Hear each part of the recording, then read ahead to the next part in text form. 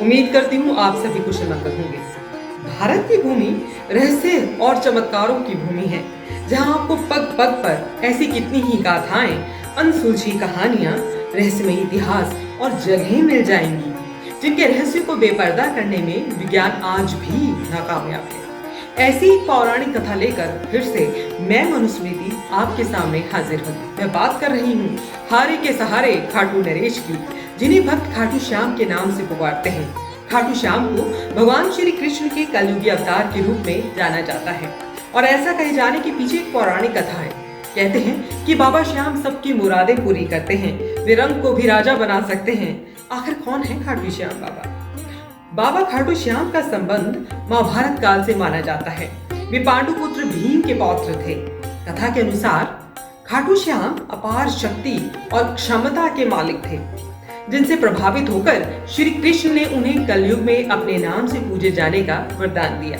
जब लाक्षागृह से प्राण बचाकर पांडव वन वन भटकने लगे, तभी उनकी मुलाकात हिडिंबा नाम की राक्षसी से हुई। वो भीम को पति रूप में प्राप्त करना चाहती थी।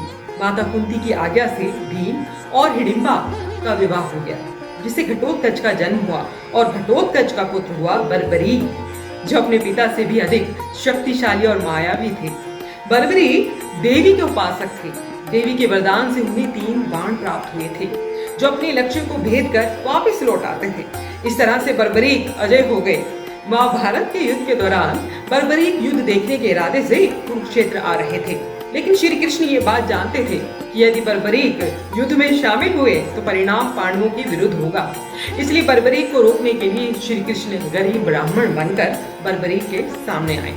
अनजान बनते हुए श्री कृष्ण ने बर्बरीक से पूछा कि तुम कौन हो और कुरुक्षेत्र क्यों जा रहे हो? जवाब में बर्बरीक ने बताया कि वो एक दानी योद्धा है, जो अपने एक बाण से ही महाभारत युद्ध का निर्णय कर सकते हैं। श्री कृष्ण ने उनकी परीक्षा लेनी चाहिए, तो उन्होंने एक बाण चलाया, जिससे पीपल के पेड़ के सारे पत्तों में छेद हो गए। एक पत्ता श्री कृष्ण के पैर के नीचे था, इसलिए बाण पैर के ऊपर ठहर गया। श्री कृष्ण बर्बरीक की इस क्षमता से हैरान थे और किसी भी तरह से उन्हें युद्ध में भाग लेने से रोकना चाहते थे। इसलिए श्री कृष्ण ने बर्बरीक से कहा कि तुम तो बड़े पराक्रमी हो, तो मुझ गरीब को कुछ दान नहीं दोगे? बर्बरीक ने जब दान मांगने के लिए कहा, तो श्री कृष्ण ने बर्बरीक से उनका शीश मांग लिया। बर्बरीक समझ गए कि ये ब्राह्मण कोई और हैं और ब्राह्मण को अपने वास्तविक परिचय देने के लिए कहा। श्री कृष्ण ने अपना वास्तविक परिचय दिया, तो बर्बरीक ने खुशी खुशी शीश दान देना स्वीकार कर लिया। रात भर भजन पूजन कर फाल्गुन शुक्ल द्वादशी को स्नान पूजा करके बर्बरीक ने अपने हाथ से अपना शीश श्री कृष्ण को दान कर दिया।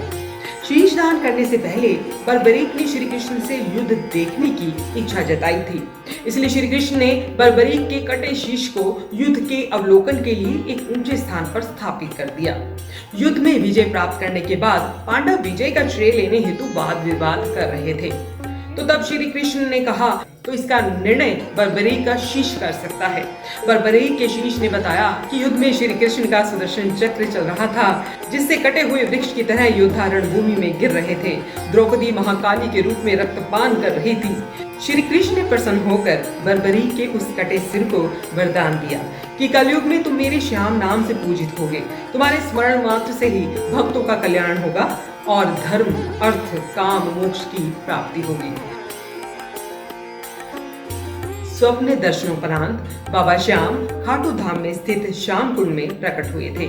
श्री कृष्ण विराट शालिग्राम रूप में संवत 1777 से खाटू श्याम जी के मंदिर में स्थित होकर भक्तों की मनोकामनाएं पूर्ण कर रहे हैं। हर वर्ष होली के दौरान खाटू श्याम जी का मेला लगता है। इन दिनों देश विदेश से भक्तजन खाटू श्याम के दर्शन करने आते हैं। भक्तों की इस मंदिर में इतनी आस्था है कि वो अपने सुखों का श्रेय इन्हीं को देते हैं। भक्तों का मानना है कि श्री श्याम सबकी मुरादें पूरी करते हैं। उनके दरबार से कोई खाली नहीं जाता। उन्हें अपने हर भक्त की मांग पूरी करनी पड़ती है। इसके पीछे भी एक वजह है जिसे हम अपनी अगली कड़ी में बताएंगे। और आज भी वो पीपल का पेड़ है जिस पीपल के पेड़ के सभी पत्तों पर खाटू श्याम के बर्बरीक रूप ने अपने एक तीर से छेद किए थे। जिसके बारे में जानने के लिए आप हमारे साथ जुड़े रहें और हमारे इस YouTube चैनल को लाइक, सब्सक्राइब और शेयर करना ना भूलें और बेल आइकन को जरूर प्रेस कीजिएगा ताकि हमारी सभी नोटिफिकेशन आपको मिलती रहे। अब मुझे यानी मनुस्मृति को दीजिए इजाजत। धन्यवाद।